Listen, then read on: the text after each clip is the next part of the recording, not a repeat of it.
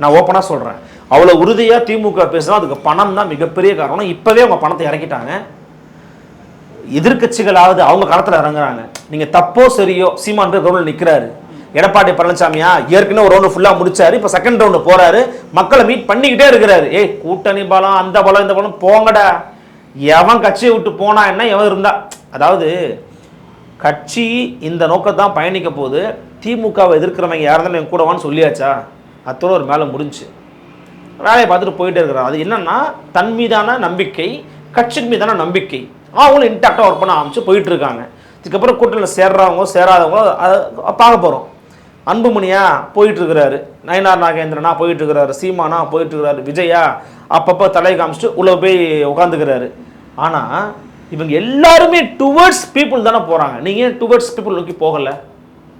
நிர்வாகிகளை நோக்கி போகிறீங்க, கட்சிகளை நோக்கி போகிறீங்க. ஏன் தெரியுமா? உங்கள்கிட்ட பணத்தை கொடுக்க சொல்லிட்டீங்க. பணத்தை நம்பித்தான் இந்த முறை 2026 தேர்தலை திமுக எதிர்கொள்ள போகிறது. அதுவும் என்னன்னா இதுக்கு முன்னாடி வழங்கின பணம் இருக்கு பார்த்தீங்களா, அந்த பணத்தை பற்றி சிலாகிப்பதற்கானதான் இதை பணம் செலவழிக்க போகிறாங்க. புதுமைப்பின் திட்டம் கொடுக்குறோம், உரிமை தொகை கொடுக்குறோம், அப்புறம் காலை சிற்றுண்டி, இன்னும் பல விஷயங்கள் எல்லாம் வரவேற்கத்தக்க ஒன்று தான் ஏற்கனவே இருந்துகிட்டு இருக்கிற ஸ்கீமு. தமிழ்நாட்டில் அதை பண்ண புரட்சிகரமான திட்டமாக சொல்ல விரும்பலை. ஆனால் இன்னும் ஆக்சசிபிலிட்டிக்கே பிரச்சனையாக இருக்கிற சூழ்நிலையை உருவாக்கி வச்சுருக்கீங்க. அந்த பள்ளிக்கூடத்தில் அந்த உணவை சாப்பிட்ற குழந்தை ரைட்டு, ஒழுங்காக கல்வி கொடுக்குறியா? பாதுகாப்பாக அந்த பிள்ளைகளை உட்காந்து படிக்க முடியுதாங்க? பள்ளி ஆசிரியர்கள் மேலே போக்சோ விடுதுங்க, காவல்துறை மேலே போக்சோ விடுதுங்க. அப்போ சமூக சீர்கேடுக்கு என்ன நீ தீர்வை கொடுத்த? பள்ளிக்கு ஒரு விழா எடுக்கிற, கல்வி திருவிழா நடத்துற. நீனு கல்வி திருவிழாவுக்கும் சிவகார்த்திகேயன் என்னங்க சம்பந்தம்? கல்வி திருவிழாவுக்கும் மிஸ்கினுக்கு என்னங்க சம்பந்தம் நான் கேட்குறேன்.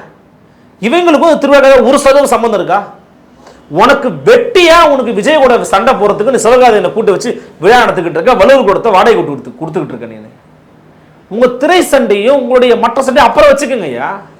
ஏன் பள்ளிக்கூட குழந்தைகளுடைய வாழ்க்கையில விளையாடுறீங்க?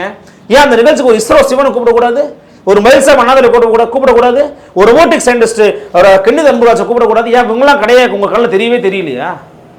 இவங்களாம் மனுஷங்க இல்லையா? ஆனா சிவகார்த்திகேயன் பேசினாதான் கை தட்டி விசிறச்சாதான் உங்களுக்கு குளிர் காயுதா உடம்பு?